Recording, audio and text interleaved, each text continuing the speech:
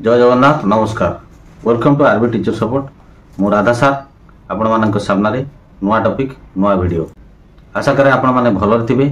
आज topic elementary teacher promotion versus model code of conduct. Elementary teacher मानकर पे structure modification हला परे प्रथम थर केतक जिल्ला रे प्रमोशन कथा बा एलिमेंटरी टीचर मानकर कैडर प्रमोशन बाबद रे तत्परता प्रकाश पाइछि।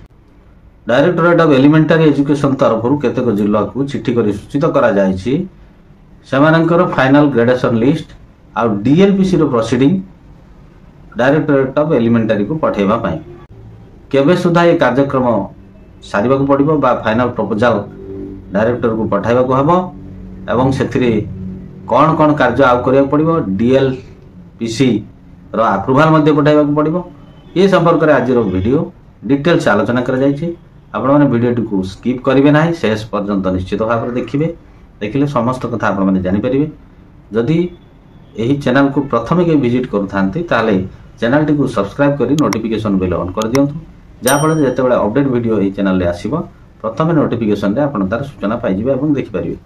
डायरेक्टरेट ऑफ एलिमेंटरी एजुकेशन तरफरु जगतसिंहपुर झारसुगुड़ा नयागढ़ रायगढ़ केउझर भली जिला माननकु सेमानकर फाइनल ग्रेडेशन लिस्ट आउ डीएलपीसी रो अप्रूवल प्रपोजल पठिया पई निर्देशनामा जारी करा जायछि। नयागढ़ जिला रे level 5 B category 1 and 2, Jharsuguda जिला रे level 5 A category 1 and 2, level 4 category 2, Rayagada जिला रे लेवल 4 कैटेगरी 2, केन्दुझर जिला रे level 5 A category 1 and 2, level 5 B category 1 and 2, level 4 category 1 and 2। Bargarh जिला पई रिसबमिशन पई निर्देश जारी करा जायछि। The entire process may be completed strictly following the model code of conduct which is in force of this simultaneous general election 2024। साधारण निर्वाचन 2024 पई जारी हेतिबा आदर्श आचरण विधि को स्ट्रिक्टली फॉलो करिया पई निर्देशनामा दिया जायछि। वर्तमान जानिबा मॉडल कोड ऑफ कंडक्ट विषय रे। मॉडल कोड ऑफ कंडक्ट जारी हेतिला बेले केउ कार्य करा जाय परिबो केउ कार्य करा जाय परिबो नाही से संपर्क रे डिटेल्स आलोचना करिबा। वीडियो टी को स्किप करंतु नाही शेष पर्यंत देखंतु। चैनल टी को सब्सक्राइब कर नथिले सब्सक्राइब करी नोटिफिकेशन बेल ऑन कर दियंतु। वर्तमान जनरल इलेक्शन 2024 पई इलेक्शन कमिशन ऑफ इंडिया तरफरु मॉडल कोड ऑफ कंडक्ट लागू करा जायछि। तो ये model code of conduct rule कौन ये लागू भितर केउ कार्य आमे करि परिबा कोडा करि परिबा नै सेटा निहात जानिबा आवश्यक।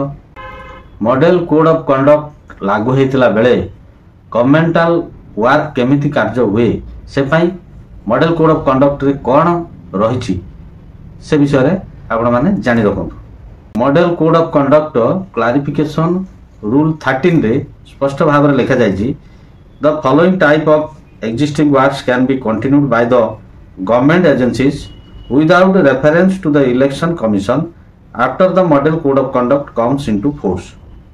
Point number 1 work projects that have actually started on the ground after obtaining all necessary sanctions.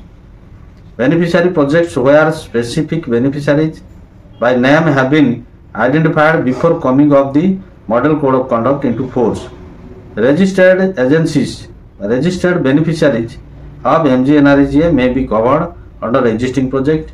New project under MGNREGA that may be mandated under the provision of the act may be taken up only if it is for the already registered beneficiaries and the project is already listed in the approved and sanctioned shelf of project for which funds are also already earmarked। तेणु एथिरु स्पष्ट होला model code of conduct लागू मध्यरे promotional work करा जाय परिबो। एटा कोनोसी नुवा project में केवल नुवा प्रोजेक्ट बा नुवा फाइनेंशियल अप्रूवल ए सब जिंस मॉडल कोड ऑफ कंडक्ट भितरे करा जाय परिबो नाही बोली स्पष्ट भाव निर्देश अछि। तेणु ए प्रमोशन जो प्रोविजनल फाइनल मेरिट लिस्ट एवं तार अप्रूवल ये सब कथा मॉडल कोड ऑफ कंडक्ट मध्यरे करा जाय परिबो। तेणु डायरेक्टोरेट ऑफ एलिमेंटरी एजुकेशन तरफ जो जो जिला को ग्रेडेशन लिस्ट संपर्क में चिठी करा जायछि सेमाने तार प्रोसेस कंप्लीट करी डायरेक्टोरेट ऑफ एलिमेंटरी एजुकेशन को प्रदान करि परिबे एवं final gradation list directorate of elementary education प्रकाश करि परिबे। आशा करे वीडियोटी आपण मानक पई इंफॉर्मेटिव हेतिबा। वीडियोटी को लाइक और शेयर करंतु। वर्तमान पर्यंत चैनल सब्सक्राइब कर नथिले चैनल टी सब्सक्राइब कर नोटिफिकेशन बेल ऑन कर दियंतु। परवर्ती वीडियो पर्यंत रहउछि। नमस्कार। वंदे उत्कल जननी।